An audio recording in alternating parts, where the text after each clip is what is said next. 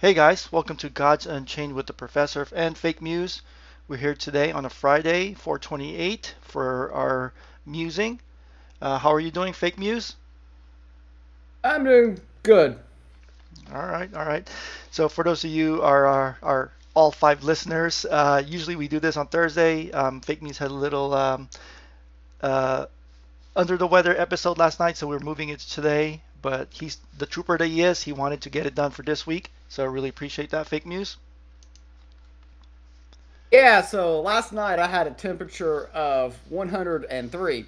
I don't know really how that happened. So basically, I took some Tylenol PM, slept for 11 hours, woke up today, the temperature is 97. I don't know the science behind this, but something happened. I don't know. But I was actually planning on canceling my weekend ranked this Friday, or actually, which is today, or 5.5 hours from the recording of this video.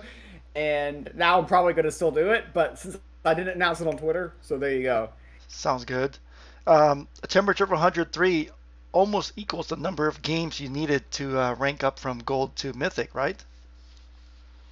Yeah, but the thing is, if I had a temperature of 110, then that's Yeah, hospital. yeah. That's you're That's a or having significant that's brain damage ER. at that Yeah, point. yeah. That's ER. Yeah, yeah. Definitely don't want that to happen. All right, let's jump into our topics today. Weekend rank results. So last weekend, I caught some of your stream. You were doing your sit stand challenge. I came in, I saw you were standing. I thought it was going well, but apparently there was a few bumps. Yeah, so basically every time after I lost, I switched between sitting and standing. So I switched basically between every game. The early portion of the stream got off to like I think a one win and six loss start or something pretty ridiculous. Went down to solar and was unable to salvage the 10 wins. So I did not get the glory of the packs. I ended up with 9 wins. So I got some crafting packs, but those aren't very exciting to open. So two questions. One, what do you think attributed the losses to or the performance? Do you think it was just a tough meta, tough spot? What do you think was going on with that? I mean, it's just one of those nights where it felt like I was getting hard countered with everything I queued. Okay. And for me, I've noticed this happens a lot more while I'm streaming. So I think that I do have some snipers, and there were people just farming free wins off of me. I think that played a large role. So, some people, of course, sniping, some just very unlucky. And when I keep changing decks like that, I keep changing into more sus decks over time, and that probably doesn't help either. So given that suspicion, I mean, do you feel like as a streamer and content creator, you're rolling with the punches and taking those hits as they happen, or do you feel like the other side of a content creator that you are, you're also very competitive? Do you feel like you're ever going to reach a point where you feel like, okay, I just can't do this anymore. I'm more competitive. I want to do good. Like, what's your thoughts on that? Yeah, I mean, I'm at a point now where I just don't really care. Okay. So I'm just kind of I'm just kind of taking the L's Okay. as we go along. So it's definitely minus EV to stream weekend rank. There's no doubt about that. I've done a very few weekend ranks off stream. The results are much better. Yeah. So yeah, you give up a lot of equity by streaming. It's probably the best content that I have weekly. I think it's the most enjoyable content for my viewers that I have weekly. Yeah. So that's another thing. So it's like if you give that up, then well, it's like kind of the only good thing that you got going on the Twitch channel is that, and cutting that out means that well, you basically have nothing. So Yeah. it is what it is. So I think also, I mean, now that we're kind of um, forging into the other topics here, but I think with Band of the Wolf not giving out packs this weekend anymore, and it's still the usual Mortal Judgment cards, which are pretty worthless at this moment. I think you're pretty good to stream. I think you said you're going to stream tonight. Also, you're feeling better, right? Yeah, yeah. The plan is to stream tonight unless something happens between now and weekend ranked. I just ate, so that's one thing that comes to mind with with a lot of my issues are kind of digestive related. So if the temperature comes back to like 103, I'm not gonna be streaming again. Yeah. But if it doesn't, if as long as nothing bad happens, I will be streaming. Okay. Okay. But again, with the moral judgment packs, that's the only reward. It's less pressure, right? To if you take those L's. Yeah, it's just the Mortal Judgment packs. Just right now, the set's been out way too long. I mean, we're over 1 year of that being the major set, and we've Yeah. had 3 mini sets since then. We're starved for a real expansion at the moment, and Mortal Judgment prices are just depressing to look at. I honestly haven't checked them in a couple of months. I don't want to look at it. It's just because I know the number's not going up. Yeah. Instinctively, I know that because all we're doing is increasing supply, and demand, of course, isn't increasing because the player base has not really gone up in that time frame. So it's been rough. So is your play to hoard the cards, or to list them at a loss right now, or to sell them for later, or are you forging them up because of the free forging event, or are you just not even bothering doing anything? Yeah, I'm doing nothing, which Okay. I guess is the same as just sitting and kind of hoarding because I am getting more cards by playing weekend ranked, and most weekends, you get I average around 12 if you look at my long-term historical data. Of course, sometimes that means you get 15 and other times it means you get 9. Yeah. If you take the last 2 weekends, that averages out to 12, right? Yep. So yeah, so I when you get that many wins over time every weekend, and every weekend I've played has been in Mythic. I haven't had a weekend rank where I've started outside of Mythic. Plenty where I have been Diamond after one game, but that's way too common than it should be. Right. But I'm accumulating prizes, and hopefully one day when we get a new expansion and hopefully have a player boom, there will be demand for these Mortal Judgment cards, and hopefully the price will go up when that happens. Yeah, from 2 cents to 4 cents, maybe. Hey, that's still doubling your money. Yeah. Um, you said you just had lunch. What did you eat? Like, did you eat something out of the regular, or you felt like just you'll eat what you have? I had some chicken tenders from Zaxby's. I'm not sure if y'all California people have No. that, but it's a popular food chain down in the South. Spicy chicken tenders, or because you were sick, you Yeah, ate yeah, yeah, chicken tenders. So spicy there's though, I or regular? actually well I had regular chicken tenders, but I had the hot sauce. Oh, okay, okay. So you're rolling the Yeah. dice there. So wait, does the hot sauce not trigger your Crohn's? I would think that would, No, it right? doesn't. Oh, it doesn't. Oh, okay, okay. All right. Well, back to your weekend rank. So you went back to gold. You said this past weekend. So how was the climb back up to mythic this time? Was it 100 plus games or less? It it was a lot less games. I don't know exactly how many. In fact, I did the climb multiple times because I believe on Sunday when I did the flux wheel, I made it back to mythic, and then I quickly went right back down to diamond, and then on Wednesday made it back to mythic. And yesterday I actually took the day off completely. I was kind of close to D ranking, then got sick, so I didn't even play my daily 10 yesterday, which Probably a is smart choice though. actually ends a pretty long. It ends a pretty long streak for me playing my 10 games, but it was just like one of those things yesterday where it just wasn't gonna happen. So I just went to bed early and got like 11 hours of sleep. So Yeah, and then the last thing you'd want to do, not feeling well, is to D rank, and then now you feel pressure to get to mythic. So I yeah, mean, yeah, well, exactly. That's the way I am. Is if I D rank on Thursday, I'm tilting until I get back to mythic. yeah, So that's the way we're gonna go. no, smart move passing. Yeah, my weekend rank also same thing. I started off like 0 and 6 or 0 and 5 or something. It was so I took a break, unlike you because you're streaming it, but mine, I kind of just play when I can. So I took a break, and then somehow I was able to salvage it and get 10 wins total. But even then, it was I ended up getting D-ranked as well.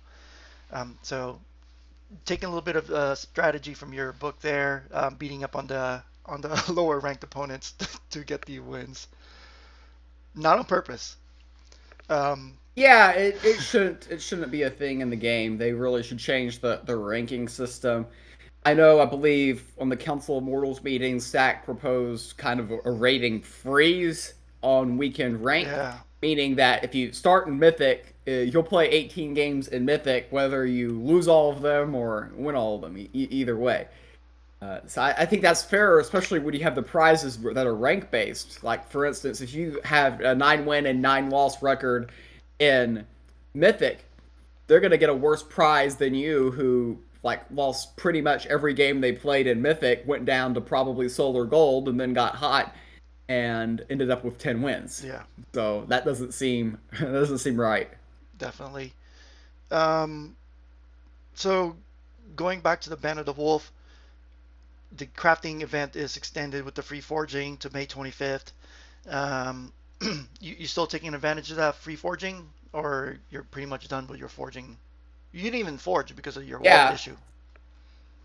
yeah. Well, I figured out a workaround, so I Right, can forge, but I'm looking at the prices right now, and I just not very motivated to forge, right. How about just core cards? because it seems like a loss. See, the thing is with the core cards, it's just so much work. You have to sit there and you have to click buttons, and I don't enjoy it. So I'm not a forger. I don't even play. I have some decks that have plain cards in them. I'm pretty pathetic. So I have plenty of core cards. I'm just too lazy to forge them. Wait, do you use your plain cards for your daily 10? Or do you? Yes, Oh, you do. Wow. sometimes. Oh, huh. Have Well, you read? I don't even alter my decks really. I don't try to maximize the gods amount at all. Yeah. I Oh, it's okay. just with gods to where it's at right now. I'm so unmotivated. It's just pretty pathetic actually. So you just have a compulsion to do 10 games every day, but you don't really care about the God's earning math or the results. You just want to do your 10 games. Yeah, I just want to get them in. So a little bit like that sounds like OCD there. Yeah, yeah, Yeah. it is. Well, it's, Okay. it's kind of it's kind of like on Sunday when I do the flux wheel. Yeah. It's not that I need flux Yeah. because I've probably got about as much as anybody in the game at the moment. Yeah. Because a lot of the whales who actually have played more than me, like Sambam, they also visit the forge a lot more than me. Yep. They would have spent flux. Okay. So it's not that I need the flux. It's just that it's something to do, like Yeah. complete the wheel. Yeah. Yeah. So it's like a routine, basically. Yeah, pretty much. Yeah. It's just something to do. Okay. So we have the Band of the Wolf that closed a couple days ago now. What's your predictions with the prices now? Now that it's closed. Yeah, well, since it's closed, you should have a little bit of upward momentum eventually. We will have a little bit of extra pack supply giving out from tournaments. I know Suli's Fight for Lysander is going on at the moment, and I will have my round one YouTube video posted for that a little bit later this week. Oh, I played it, I think, on Wednesday during my lunch break. nice. So I just have been too lazy to upload it on YouTube. But yeah, that will eventually be on my YouTube channel. So that tournament's going on, and that will have some packs enter the system. But aside from that, you can't purchase any more packs. So basically, the prices should creep up. They're reasonably low at the moment. But again, with the forging, it doesn't feel like there's much motivation for me to forge at the moment, just because the having 5 of any of the craftable epics seems to be better than having one of the legendaries. Yeah, So I agree. I agree. Um, are you thinking of something interesting or cute for your thumbnail for your tournament match there? Is that why you're holding off? You've been coming up with some no, pretty I've just cool. been lazy. Well, I was actually planning on uploading it last night, but then I got sick and yeah, I didn't feel like it. I know tonight I'm going to be streaming my weekend ranked, playing that, and probably will be too lazy to upload it tonight as well. So yeah, maybe sometime on Saturday nightish I'll get around to it. I think that's probably around the time where that will get posted. Yeah. So with the set closing, meaning sold out or no longer for sale a couple days ago, balancing still open for about a week and a half now. Do you see any other cards getting balanced here at this point? I think that it's probably pretty close to locked. I Okay. don't know of anything that's super problematic in the meta. I mean, they might try to redesign bitter endings again, but it's kind of declined in popularity after the nerf to 4 mana. Yeah. I still think that long term, and even short term, once people learn how to pile up the deck better, I think that can be very problematic. Yeah. That's like really the only thing that kind of jumps out at me at the moment. Do you think Shrike will get reverted in some way, or maybe buffed a little bit, or do you think that card is just rest in peace, done? I think they're probably just going to leave it where it's at. The thing is with that card in particular is there's such a negative outcry from the community Yeah. because they didn't like the design of the card. For some reason, people don't like it when their cards get stolen. They spend all this money to finally buy a Therial, and then it gets cutthroated and they face it. Like, I believe the first time I played with my Therial, it got cutthroated and my opponent played it against me. So the first time the Therial that I bought was played was by my opponent. So that doesn't feel the greatest ever, but Well, and but it is what it is. So Shriek, of course, has the ability to steal cards, and people don't like to get their stuff stolen. I actually think it's an okay theme because it's deception and it's very domain specific. You kind of have to run suboptimal cards to even get the thing to work, so that can weaken your overall deck. Uh, I don't think that they're going to make any changes just because of how unpopular the steal mechanic is. yeah. Okay. Okay. That's fair. That's fair. Um. So, real quick, this past week, the Council of Mortals had their second meeting. So, you're a member of the Council of Mortals. You were streaming it as well. So, for all five of our listeners, give us a quick high level recap of what you think was important that was discussed there, if anything. Yeah, so I was the speaker for the thing talking about the what was it? Oh yeah, the hidden player IDs Right. situation. So people who name themselves question mark question mark question mark and box box box. Those people who you play for about 50% of your weekend ranked games, it seems now. Dealing with that issue. Of course, I don't think that it's great for the game that everyone is named question mark question mark question mark when you face them. It feels like that at least. So basically, GU kind of had a little bit of breaking news in that area where they claimed that they are going to make it so you're going to be able to hide your deck essentially. Everyone will be. And I don't know exactly how this is going to be implemented, but this could end up being the death of GU decks Mm, because they're apparently going to be trying to hide everything for everyone. So I don't know how if I think that's necessarily I don't really agree with that being necessarily the best way of handling it. But that seems to be like kind of the biggest thing that was dropped in the meeting in my opinion.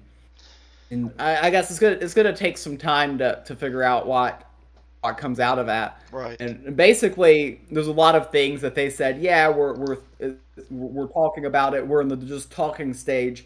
And to me, when I hear that, that's a year plus down the pipeline. So we At had a lot least. of things in in that stage. So it's yeah. I mean, it was a Council of Mortals meeting. There, so it is what it is.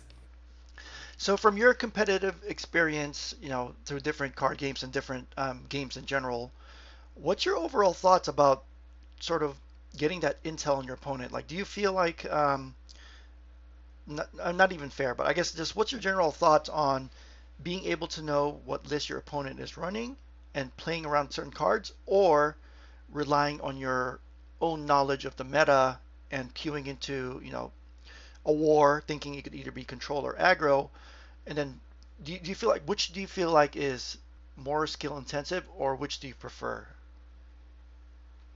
I think it would be better if nobody had any information on their opponents, just Okay. generally speaking.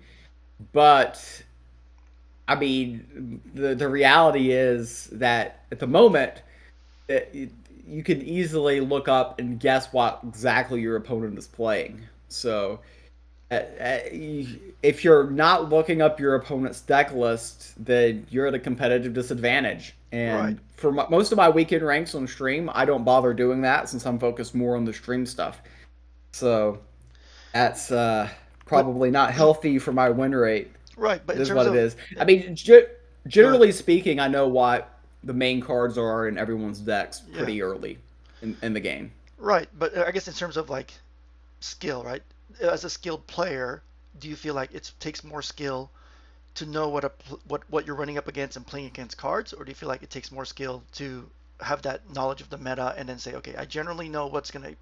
Okay, so let's say you're running into an opponent that may or may not run Rapture Dance. You, as a skilled player, have to make that gamble on turn 5.56 whether you go wide or not. Versus you look at the list and you know they don't have Rapture Dance. So what do you think is more skill intensive? Yeah, I think it's more skill intensive to make decisions based on what normally exists in the meta. So, for what I'm saying with that is, I think it's more skill intensive to not have the deck list open for both players. Yeah, Usually, with most deck designs, I kind of know what's in their decks. I mean, for most decks, you can probably pencil in 24 of the 30 cards immediately and be correct. right. Then those last few are just personal preferences. So that for me, most for the Rapture Dance example, if you're facing a Hidden Rush deck, you can usually count on them not having that. And if you're facing a Control Deception deck, you can definitely bet on them having that. Yeah, and I agree. And I think if your opponent is one of those one-offs that they throw a random Rapture Dance in there as a hit and rush, then I think you made that gamble based on what you know about hit and rush, and yeah, your opponent may have punished you at that point, but 99% of the time you would have been correct. Yeah, well, they're making suboptimal deck builds at that point, and by what I mean by suboptimal is there's very small situations where that ends up working out in their favor, Right. and that might be one of them against you. But generally speaking, Hidden Rush just needs to get there, and Rapture Dance doesn't typically help that. So a lot of times it's just a dead card in their hand, and they lose a lot of value from having that in their deck. In theory, in the long run. Yeah, I agree. I agree. All right. So coming up, you're gonna run weekend ranked. My teammate Mudman just released his what to play over the weekend. He's recommending Control War or Aggro War, but with other decks being also viable. You last week you said Control War. What's your thoughts for this coming weekend? Given also that Band of the Wolf is no longer a prize, so maybe it's a not as competitive. What do you think? Yeah, I think I'm gonna be starting with bitter endings, Okay. and then go from there. And the thing is bitter endings. I've had a pretty bad win percentage with the deck, um, so it's probably not a smart thing for me to start with. But I like the deck. It's kind of fun, and I'm trying to get good with it. And I think the best way to get good with the deck is give yourself the high pressure reps with it. Right. So that's basically what I'm doing. I'm not expecting to get a top 10 and play 18 games with the deck, but it is what it is. We'll see how the weekend goes. You never know how these things turn out until after they happen. Okay. Yeah, which is funny that you brought up that deck. So I believe it was last episode, we were talking about number one player Freebird, and they were running the Bitters Ending combo deck, and then I had said I think it was Doyle, and it was actually Doyle. So Doyle has come back. Sparta has returned, and he's been running that like that's his main deck. So just a little tidbit I wanted to share with you there that he's been running Bitters Ending deck nonstop. That's his go-to deck, and he had reached number one the past week or so with that. Yeah, he's had some good runs with it, I guess. Yeah. So you mentioned the Fight for Lysander tournament. You're gonna post your YouTube video on that. Any other tournaments you're eyeing? And there's the one by Party Boy Craig. The registration closes for that on May the 1st. He Sideboard one. has the Sideboard one, right? tournament. Yeah, that's correct. You build a deck, and then you have, I believe it's an 8 card sideboard. And basically he's got restrictions on certain things, like you can only run one Demogorgon, and there's some other cards that are restricted as well. So basically, you build your deck. You have your sideboard where you can, after the first game, you can take cards from your sideboard and put them into your main deck. Mm. And then for games 2 and potentially games 3, you can play with the cards from the sideboard. But the game 1, you have to play with your originally submitted deck, no matter what. So that's a tournament. There was just one announced in the Gods Unchained Discord that I won't be playing in, but has prizes. It has a 15 million Yeah, prize pool, I saw that. but it's a 15 million in Indonesian whatever currency Rupees. I believe they it's have rupees. there. Rupees? Yeah, I believe so. Rupees, which I put that into the currency calculator on the Google, and apparently that is worth around $1,000 USD. So a solid prize pool, but not quite as much as 15 million sounds. Yeah, yeah. And you don't want to bother converting your rupees, right? Is that why you're passing? Now I'm passing because I have a work trip that the weekend of the finals. Oh, So I would not be able to play in the finals for the tournament, and since I plan to be in the finals of every tournament I play in, I figured I would just sit this one out. yeah. Of course, of course. So you're coming back to California, sounds like. I am coming back to California. Wow. The work trips in the Bay Area, which I've Oh, never been to nice, before. nice. That's gonna be great. Okay, so content. You talked about your possible stream tonight, if barring anything crazy happening. Um, you got a video coming out with a tournament, and then you have your Sunday Flux wheel. I also saw your other video, your desperate times video. I actually learned something. I didn't really think about that. You could. It was weird. I saw your line, and then um, for some reason I knew you could do it, but I just didn't think about it. But you could attack first with over the line, and then attack again with your creatures. So that was a good find. Yeah, yeah. So the over the line gives you an additional attack, Right. but it means you can attack after you play it as well. And so that's the thing. The thing is a lot of times instinctually you attack first, then play over the line. Right. Right. It's just kind of an instinctual thing to do. But then because when I was originally calculating that, that's what I was doing, and then I realized, oh no, I don't have to do that. Yeah. So yeah, eventually found the lethal. It took a minute though. Yeah. Yeah. Definitely. Yeah. No. Like I said, like I liked it. I saw it. I learned from it. All right. Any other updates from you? Nothing else from me. All right. All right. Well, thanks again for your time. Appreciate it. And hoping you continue to feel better. And good luck on weekend rank later. All right, yeah, see ya. All right. Roll Tide. Roll Tide.